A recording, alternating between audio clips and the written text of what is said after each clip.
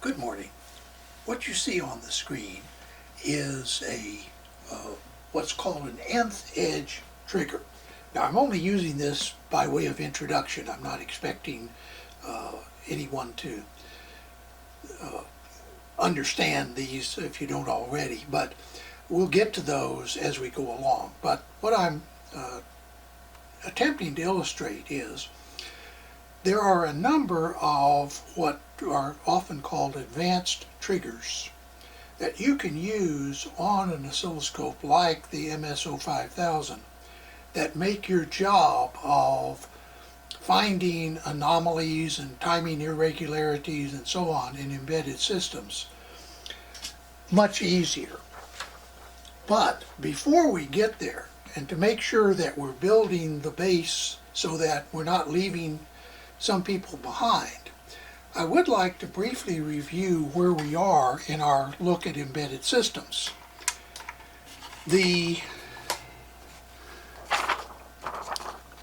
Our plan was to begin by looking at power quality and specifications. We have completed that in my mind, at least to the extent that this MSO5000 is useful in that regard. We've looked at power quality and we've looked at specifications like Rigol and so on. It is generally a good idea when working on any system, electronic system, to make sure you have good power before you start looking elsewhere. Once your power is within specs and is clean and free of anomalies and so on, then you can move on to looking at things like the timing of various signals, clocks and so on, phase jitter, setup and hold times and so on. And once again, we're going to go through all of these, so if some of this seems a little strange, don't worry, we'll come back to it. We'll also be looking at signal quality. That is, things like anomalies in the signal, what some people call monotonic, non-monotonic rise time, glitches, timing specifications, and so forth. Then we will move on to look at how we analyze the data in the system. And by that time, everything above this should be working well. In other words, you should have all your timing correct and all your signals should be meeting the specs, good quality, on time, etc. And then finally, you can move to analyzing the whole system. That is, both the analog as well as the digital aspects of the system and the interconnect issues. That is, how the system interconnects both within itself and how it interconnects with the outside world. There are three other areas that we are not going to deal with, but they are important: safety, thermal, and EMI. The safety is a whole topic in itself, and there's nothing really with an oscilloscope that you can do that improves safety. That is more following protocols, and that's more inherent in the design and the way you manufacture your product. Thermal, once again, is a whole subject to itself, but be aware that you have to meet certain electromagnetic interference requirements. When I started out in engineering back in the 60s, about the only thing you had to worry about was underwriter's laboratory. And the reason was that, frankly, the fact that electronic equipment interfered with other electronic equipment wasn't a big issue. Over time, the electromagnetic compatibility, that is how your unit interacts with other units and how other units interact with your unit, have become very important. So, the reason that I started out with the MSO5000 is I want today to look at basic triggering. Being able to trigger your oscilloscope is critical to being able to look at a stable version of your waveform. And so we're going to concentrate mostly on the very basics, the first block here. The source of triggering, the level, or if you're using digital, the threshold, the triggering mode, and coupling, the hold off, which is an important issue that a lot of people don't fully appreciate, but we'll talk about that, as well as noise rejection. And finally, I point out that the trigger output of the MSO5000 has a 275 nanosecond delay that if you're using it to trigger other equipment, you need to be aware of and compensate for. Now I have auto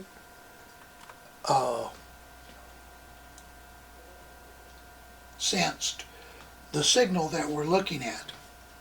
I'm going to increase this is what you see when the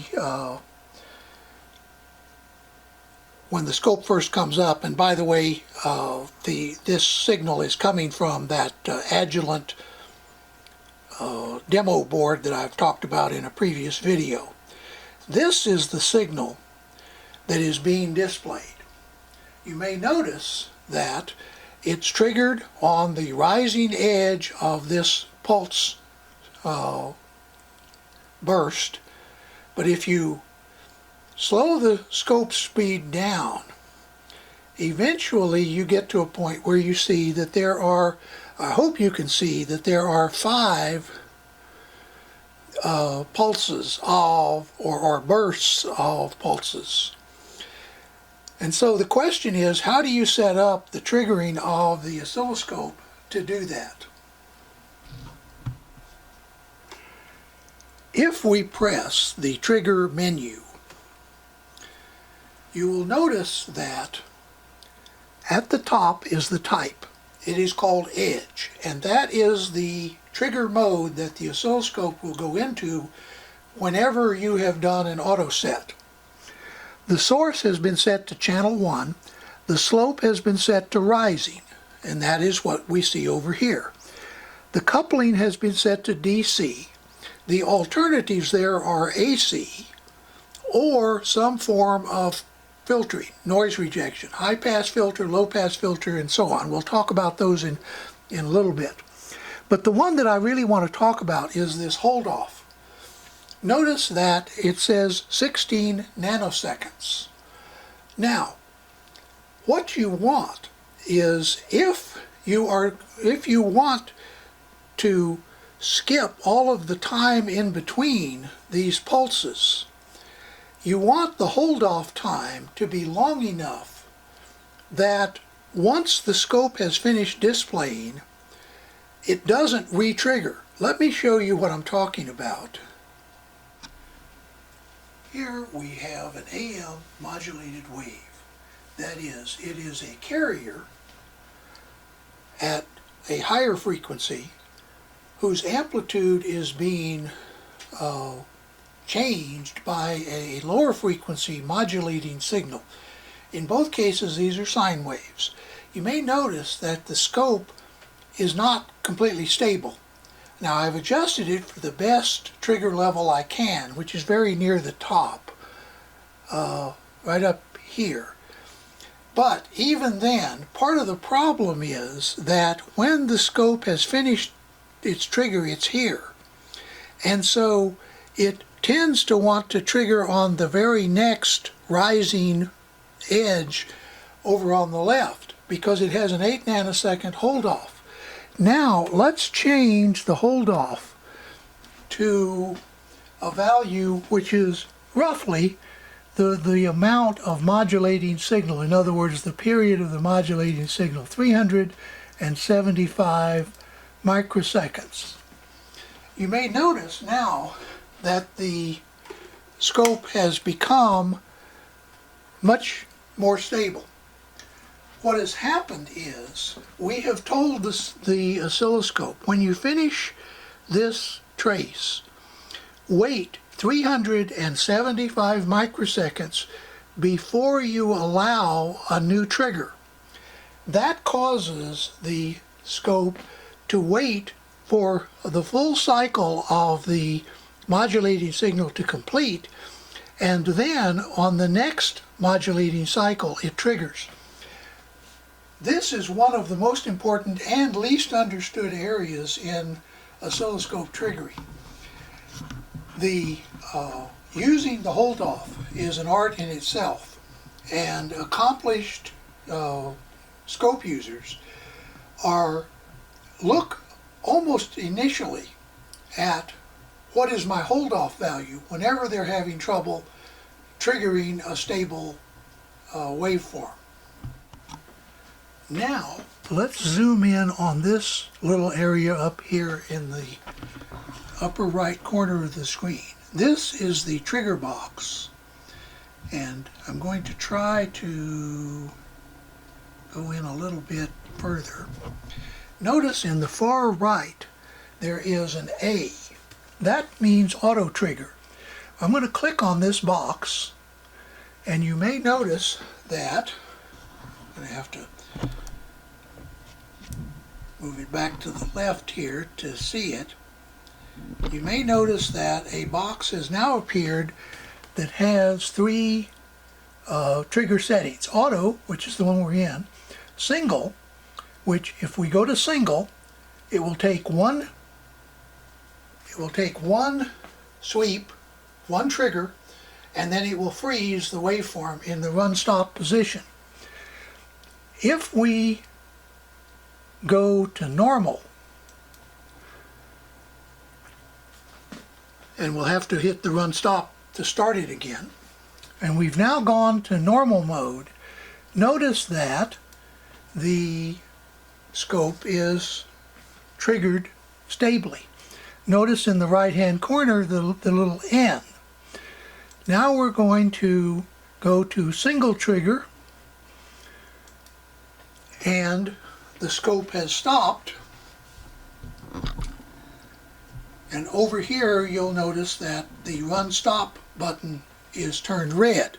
When the scope is running or being triggered, the run stop key will be green. So what's going on there?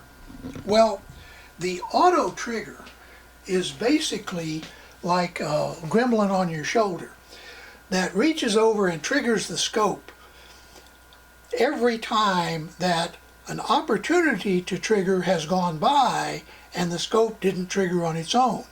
So if you don't have a stable trigger set up, the gremlin will reach over and hit the button to trigger, and then a sweep will occur. Now, of course, this happens thousands and hundreds of thousands, and in some cases millions of times per second. But the purpose of the auto trigger is really just to get something on the screen so you can start using your brain to say, okay, what do I need to do next? It's not really like the auto set button. It's not going to try to automatically set up the trigger for you. It just puts something up that you can look at. If you find yourself using the auto trigger mode very often, it very well may be that you are not getting the most out of your trigger system. Most power users operate in normal mode or single mode. Now, in single mode, you capture one display's worth of data, waveform data, and then it freezes. This can be useful for letting you examine in detail what's going on.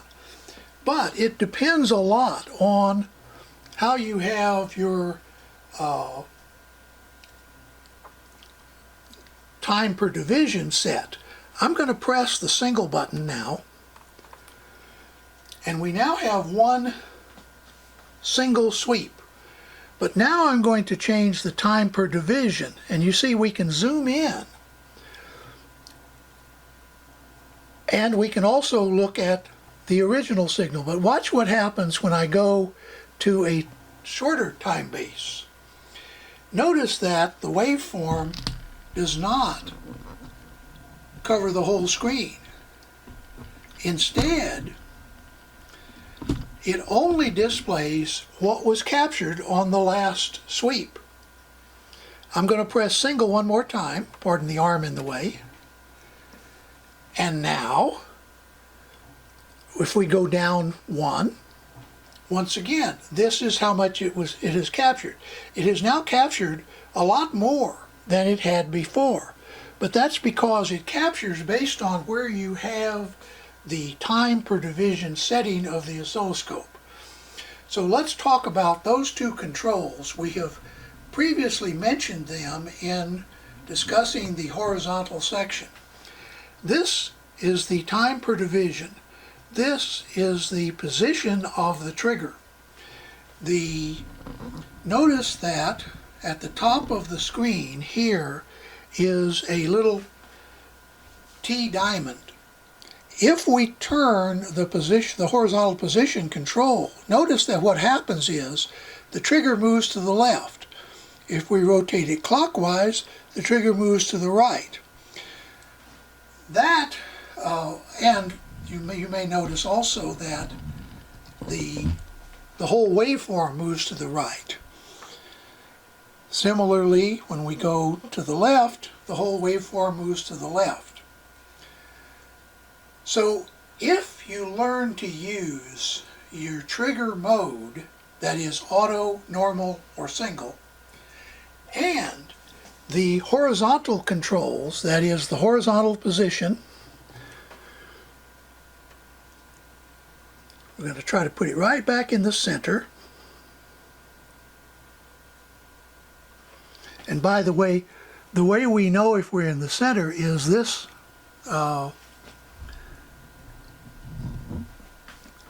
this box. When we are exactly in the center, it will be 0. There we are. Now we are exactly in the center. In other words, we are offset from the center by 0 seconds. Now let's talk about coupling. If you press the trigger menu button, you'll notice that there is a type, there is a source, slope, and then coupling. Let's press the coupling, and you see you can do either DC coupling, AC coupling, low frequency reject, or high frequency reject. Let's zoom in on those and make it a little plainer. Now, if we go to AC, the main difference is that it now is coupling based on the middle of the signal. And so, in other words, we remove the DC component. So we may need to readjust the trigger level slightly to get a stable display.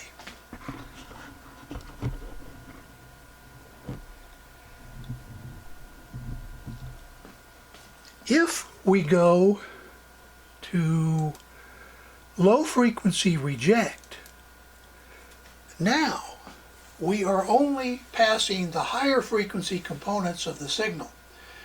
Because both the modulated signal and the modulating signal are high frequencies, it passes everything okay. But in high frequency reject, we may find that because it has rejected some of the higher frequencies, particularly it has attenuated the carrier, this is not an appropriate mode for this particular signal. Now it depends on the frequency of the signal. In general, it's perfectly okay to simply leave your trigger in the DC mode, and then you can simply adjust the trigger menu to the appropriate point to get a stable trigger. So these are the basics of the trigger menu. I'm going to point out one other feature, and that is in the very bottom you see there is a box for noise reject. That is basically rejecting the higher frequency components from the trigger. If we click that, you notice in this case it has no effect.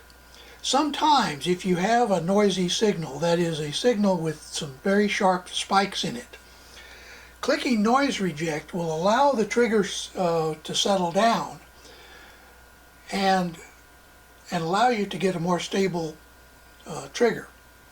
But it's not a good idea to leave noise reject on all the time, because particularly if you're looking for anomalies in a signal, glitches, edges that aren't rising correctly and so on, you don't want to limit the frequency ability of the trigger circuitry. So it's best to operate with noise reject turned off and only turn it on when you think you might need it. So I'm going to try to close this video here and save for next time the various types of basic triggers. Those include things like the edge, the pulse. Let me click up here. They include most of the top ones. The edge, pulse, slope, and video are signals that I will be talking about in the next triggering video. The rest of them either are specialized triggers that involve more than one channel, or they are triggers that require more than one trigger level, or they are serial bus triggers. So we will do those in that order in future videos. For now, I hope you've enjoyed this video, gotten a little bit out of it, and we'll be moving on to some fun stuff next time. Stay tuned, stay safe, have a nice day.